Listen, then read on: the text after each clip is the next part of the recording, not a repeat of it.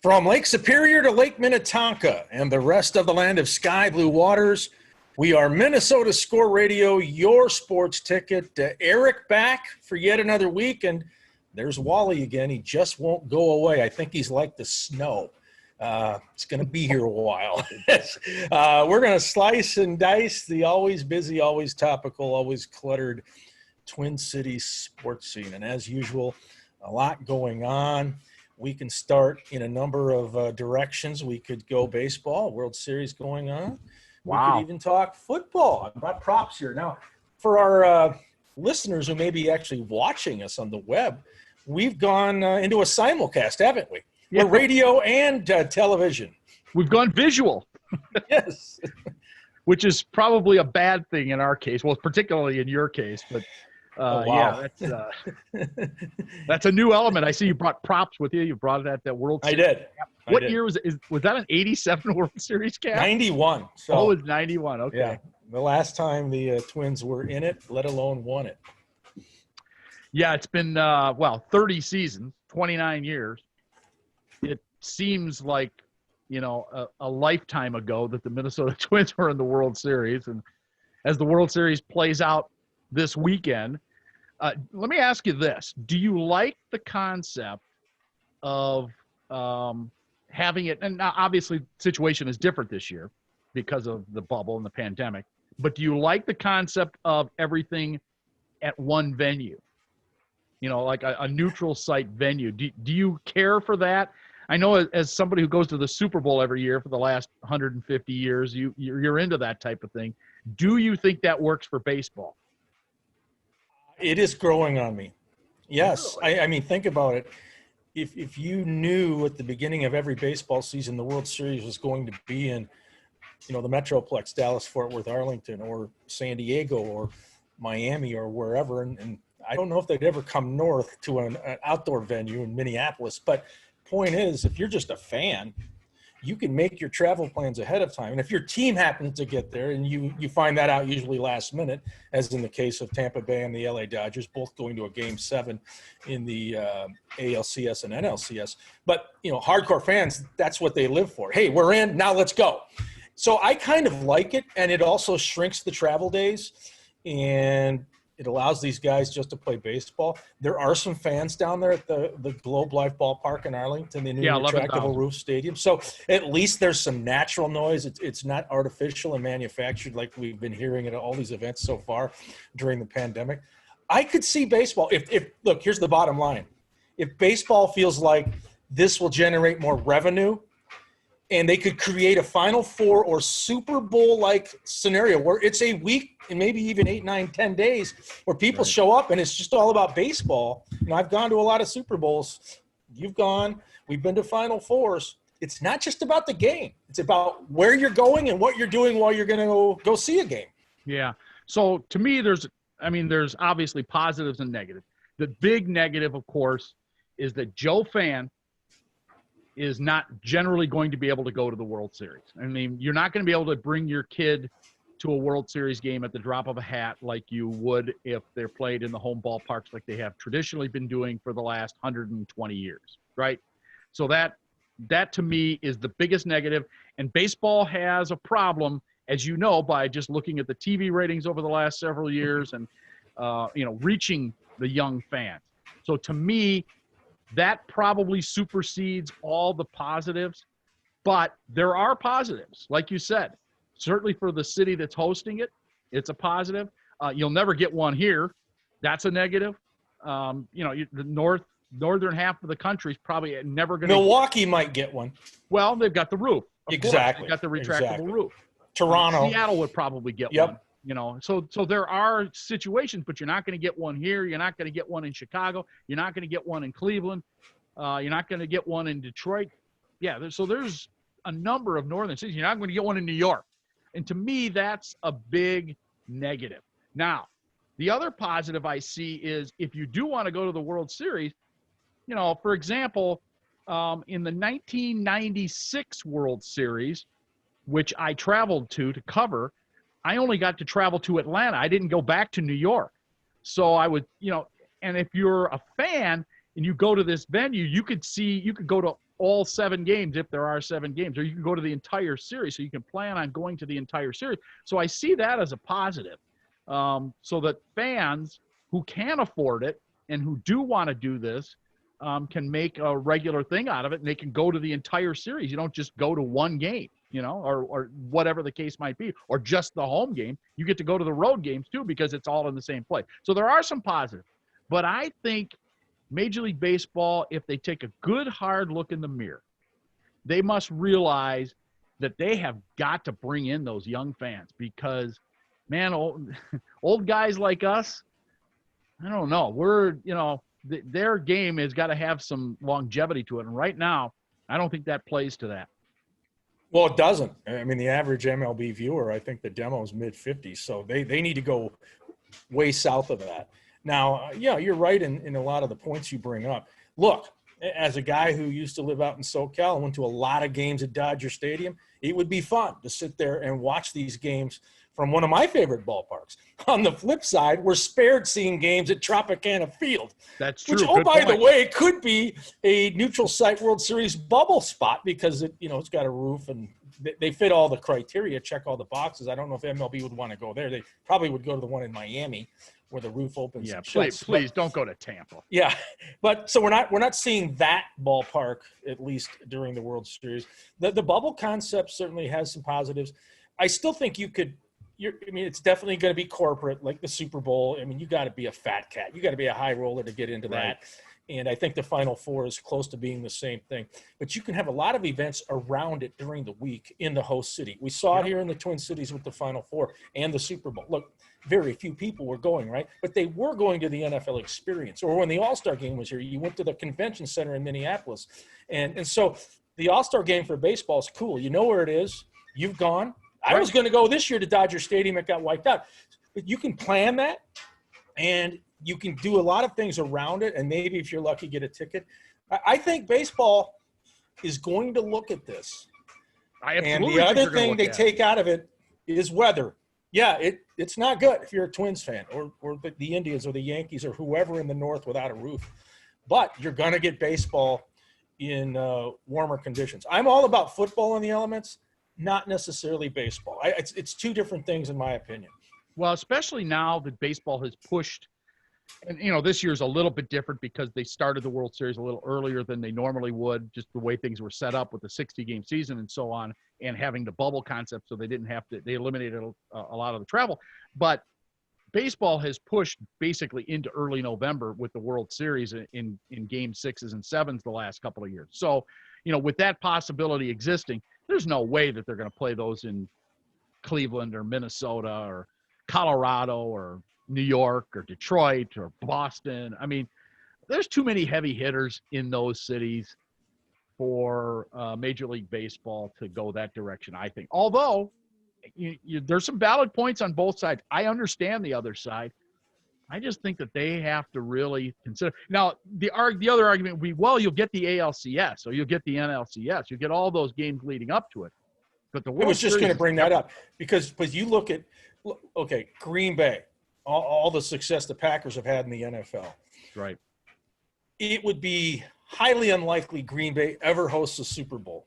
Not necessarily because they wouldn't play one outside, but because they don't have the hotel infrastructure. Unlikely. Well, I'm sure Green Bay would love to do it, but where's everyone going to stay, right? I mean, what are there, Highly 5 hotels unlikely. in Green Bay? Never. Okay, Never. well, you're going to get a Super Bowl in Nome, Alaska before you'll. Well, you could get one in Foxborough or Denver someday, but the difference is those are bigger areas, and you can bring in thousands of fans and accommodate them. Where I'm going though is Green Bay still has the right, or can earn the right, to host the NFC Championship game. And even this year, and there may not be anybody there, but if they're playing a game in late January at Lambeau, it's going to be cold. We know that. Same thing with New England or Buffalo or whoever. So as you pointed out, the Dodgers still could have had the NLCS with home field, and we would have seen Dodger Stadium, and we also would have seen the new one down in Atlanta when they played the Braves. Yeah, and then we would have same thing with the Rays. And then you just know that, okay, we win this, we're all heading to the Metroplex, and that's where we're going to hunker down for a while. Because like you said, when you covered that one World Series, well, unless you're swimming in cash, Who's going back and forth? And you don't even know how many games are going to be played. You know you're going to get 4. Think about the NBA Finals. I wouldn't be shocked if the NBA even looks at this model. Look at the travel you had, not in this year's NBA Finals. It was the Orlando bubble. Everybody stayed. But the year before, Toronto and Oakland. Even a hardcore fan with money would be hard-pressed to go back and forth, back and forth. No, that's a great point. I'd see the NBA doing this before I'd see Major League Baseball doing it, though. And for the reason that you already that we've talked about, baseball is still more of a Joe Blow type of sport for the average fan. Joe average fan can still go to several baseball games and not have to have deep pockets. You know, you can go buy cheap seats. And during the regular season is what I'm talking about. NBA seats are pretty expensive. So we're not talking about Joe average fan. Well, and it's going to many arena NBA games versus stadium, so a different capacity. Let me ask you this. If baseball went to this format and you knew that next year's World Series was in San Diego, for instance, and you get the Rays and Dodgers is a bad example. Dodger fans, that's an easy drive. But let's say you get the Rays and the Astros. Would it fill up? Would enough people want to go see a World Series? Because you're gonna have at least 4 games. You may have 7. It's not like the Super Bowl where it's one and done. That is the other difference that comes into this, where maybe, you know, I don't know what the revenue would be. Could they fill it up? Boy, that's a great question.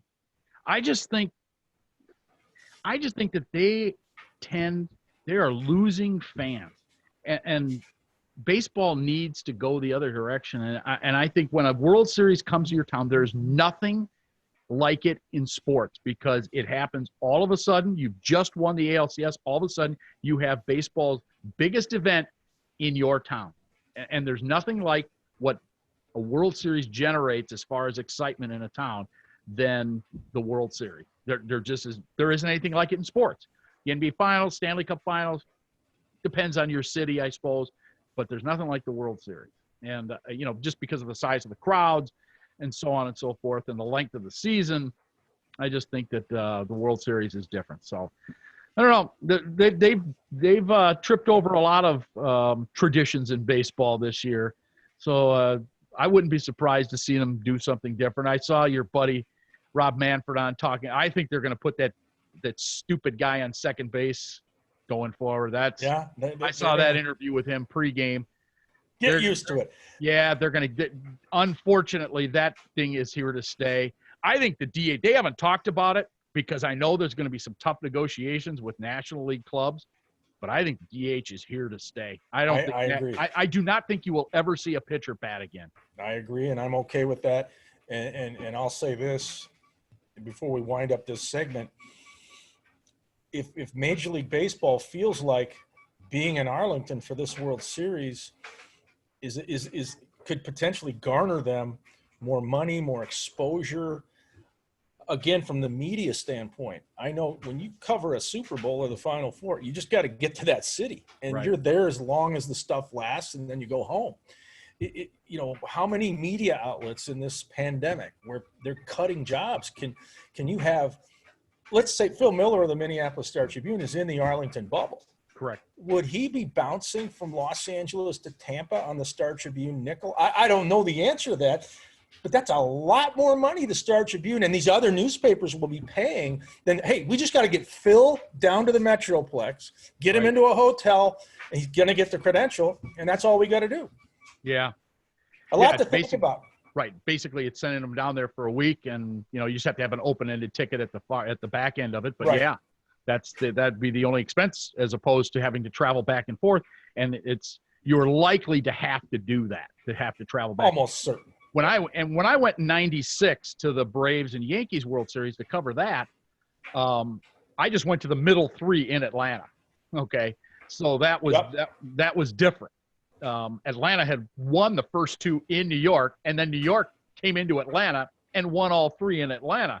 It was and so then you knew you were going back to New York for Game 6 and possibly Game 7. So, but we knew that we got the middle 3 in Atlanta. And turned out, obviously, that there were a middle 3. You could have had a 4-game sweep. But the point is that there wasn't going to be that travel back and forth. Start in Atlanta or go to New York and come back to Atlanta, or vice versa. I guess it would have been New York, Atlanta, and then New York.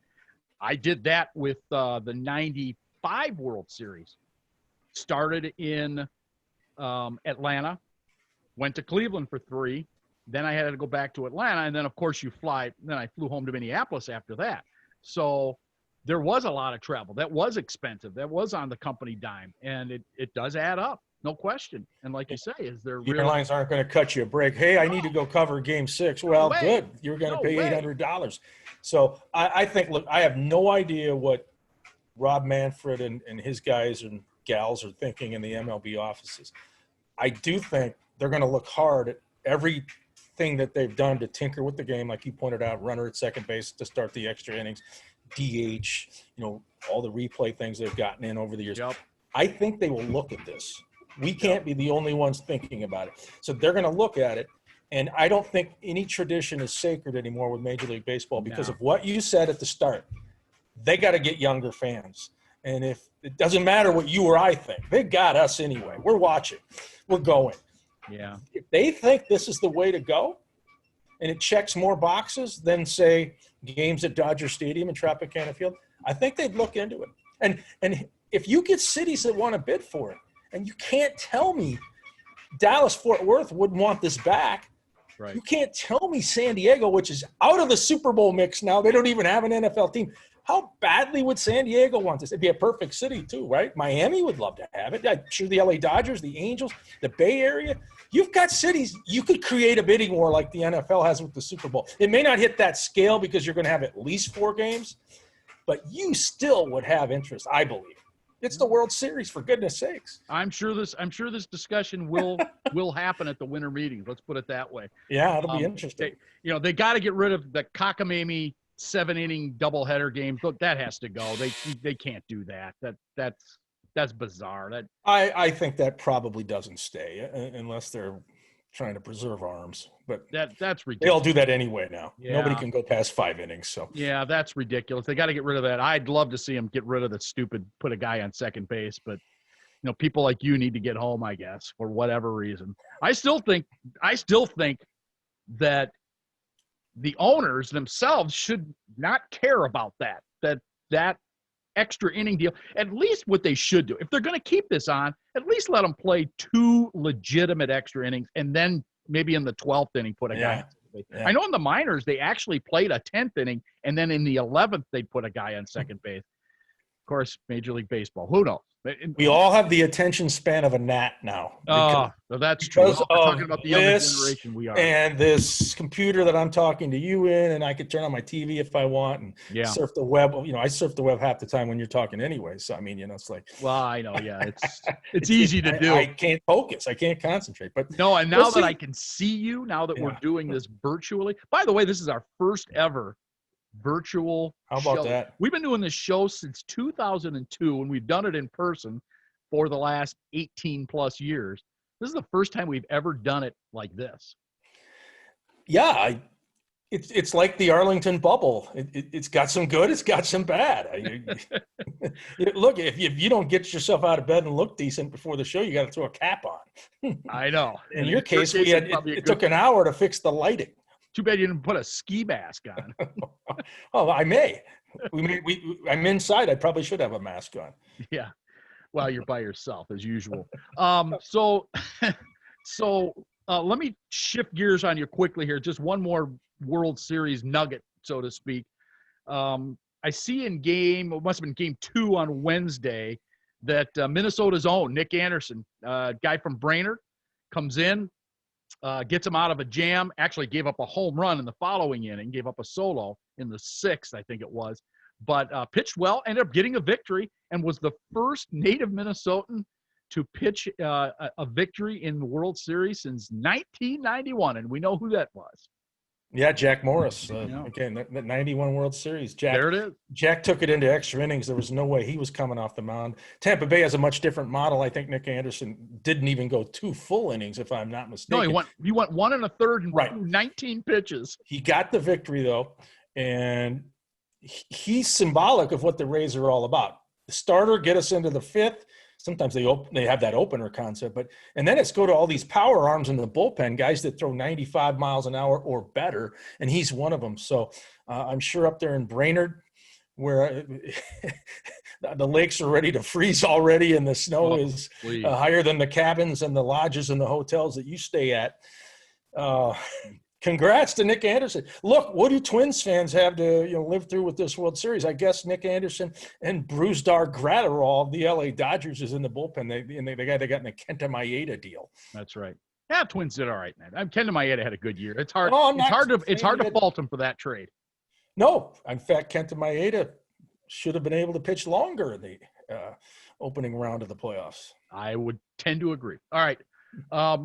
We need to take a break. All right.